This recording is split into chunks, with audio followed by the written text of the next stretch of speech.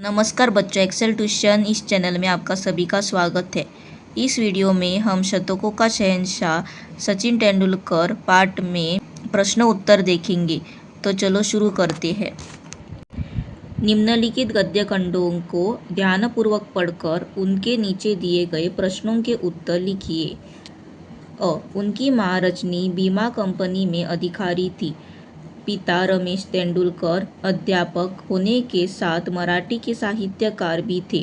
पिता ने अपने पसंदीदा संगीतकार सचिन देव बर्मन के नाम पर ही अपने सबसे छोटे पुत्र का नाम सचिन रखा था। प्रश्न पहला, यह गद्यखंड किस पाठ से लिया गया है?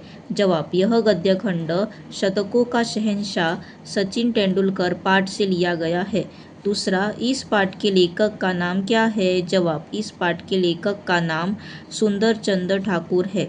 तीसरा प्रश्न, सचिन की मां कहाँ काम करती थी? जवाब, सचिन की मां रजनी बीमा कंपनी में अधिकारी थी।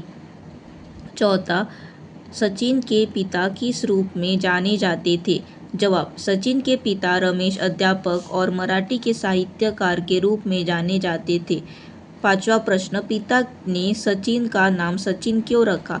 जवाब, सचिन के पिता ने अपने पसंदीदा संगीतकार सचिन देव बर्मन के नाम पर अपने छोटे पुत्र का नाम सचिन रखा। अब हम दूसरा गद्यखंड देखेंगे। लाहौर पहुंचने पर बड़ी गर्मजोशी से टीम का स्वागत किया गया। तभी किसी ने मजाक में कहा, अरे यहाँ इस बच्चे का क्या काम है? इसी तथाकथित बच्चे ने पाकिस्तान के धुरंधर समझे जाने वाले गेंदबाजों की ऐसी धुनाई की कि गेंदबाज कदीर अनायास ही कह उठा, इसे बच्चा मत समझना, यह तो जीनियस है। अगले मैच से पहले पूरी पाकिस्तानी टीम को यह चेतावनी दे दी गई, सावधान, मैदान पर शेर दहाड़ रहा है। प्रश्न पहला, यह गद्यखंड किस पाठ से लिया गया है? यह गद्यखंड शतकों का शहंशाह सचिन तेंदुलकर पाठ से लिया गया है। इस पाठ के लेखक का नाम सुंदर चंद्र ठाकुर है। तीसरा प्रश्न, लाहौर पहुंचने पर लोगों ने सचिन पर क्या मजाक किया? जवाब, लाहौर पहुंचने पर लोगों ने सचिन पर मजाक करते हुए कहा कि अरे यहाँ इस बच्चे का क्या काम है? चौथा प्रश्न, सचिन का खेल देखकर कादिर ने क्या कहा? जवाब, सचिन का खेल देखकर गेंदबाज कादिर ने कहा, इसे बच्चा मत समझना, यह तो जीनियस है। पांचवा प्रश्न, पाकिस्तानी क्रिकेट टीम को किस तरह की चेतावनी दी गई? जवाब, सचिन के बारे में पाकिस्तानी टीम को चेतावनी दी गई, सावधान, मैदान पर शेर दहाड़ रहा है। अगर आपको यह वीडियो पसंद आ गया हो और एक्स्ट्रा क्वेश्चंस और आंसर्स चाहिए तो ज़रूर लाइक सब्सक्राइब करना। निम्नलिखित प्रत्येक प्रश्न का उत्तर 10-15 शब्दों में लिखिए।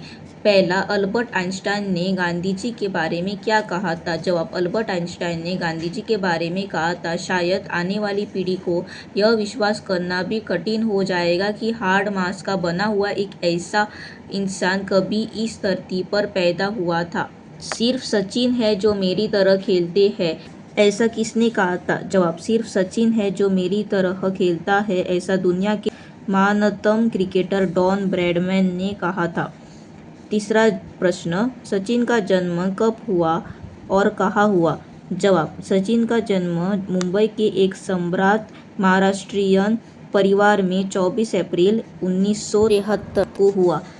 चौथा, विनोद कांबली के साथ मिलकर सचिन ने कितने रनों की साझेदारी की थी? जवाब, विनोद कांबली के साथ मिलकर सचिन ने 664 रनों की साझेदारी की थी। पांचवा प्रश्न, सचिन के क्रिकेट गुरु कौन थे? जवाब, सचिन के क्रिकेट गुरु रमाकांत आचरेकर जी थे। छठा प्रश्न, शेन वॉर्न के सपने में भी उन्हें सचिन क्यों दिखाई देने लगे थे? जवाब, खतरनाक लेग स्पिनर शेन वॉर्न की सचिन ने इतनी पिटाई की कि उन्हें सपने में भी सचिन दिखाई देने लगे। सचिन किन लोगों के लिए मसीहा है? जवाब, अनाथ, बेसहारा तथा कैंसर पीड़ित बच्चों के लिए सचिन मसीहा है। अब हम बड़े प्रश्न उत्तर देखेंगे। निम्नलिखित प्रत्येक प्रश्न का उत्तर 40-50 शब्दों में लिखिए। पहला, कादिर ने सचिन को जीनियस क्यों कहा? जवाब, सन 1990 में पाकिस्तान दौरे पर गई टीम में सचिन को शामिल किया गया था। वहाँ सचिन जैसे तथाकथित बच्चे ने पाकिस्तान के धुरंधर समझे जाने वाले गेंदबाजों की ऐसी धुनाई की कि गेंदबाज कादिर अनायास ही कह उठा, इसे बच्चा मत समझना, यह तो जीनियस है। शायद कादिर को सचिन की प्रतिभा का पूर्वाभास हो गया था। दूसरा प्रश्न, सचिन के परिवार के बारे में आप क्या जानते हैं? जवाब, सचिन का जन्म मुंबई के एक सम्भ्रांत महाराष्ट्रियन परिवार में 24 अप्रैल 1973 को हुआ था। उनकी मां रजनी बीमा कंपनी में अधिकारी थी। पिता रमेश तेंदुलकर अध्यापक होने के साथ मराठी के साहित्यकार भी थे। इसके अतिरिक्त सचिन उपनालय नामक गैर सरकारी संगठन के करीब 200 बच्चों की परवरिश भी करते थे। तीसरा प्रश्न, सचिन के किस जज्बे के आगे उनके प्रशंसक हमेशा नतमस्तक रहे हैं? जवाब, 1990 के वर्ल्ड कप के दौरान पिता के निधन के बावजूद सचिन न लौटकर शतक जमाया और अपने स्वर्गीय पिता को श्रद्धांजलि दी। सन 2009 में इंग्लैंड के खिलाफ चौथी पारी में शतक लगाकर सचिन ने टीम को जिताया और अपना यह शतक 26/11 को मुंबई में हुए आतंकी हमले के शहीदों के नाम पर कर दिया। सचिन के ऐसे ही जज्बे के आगे उनके प्रशंसक हमेशा नतमस्तक रहे।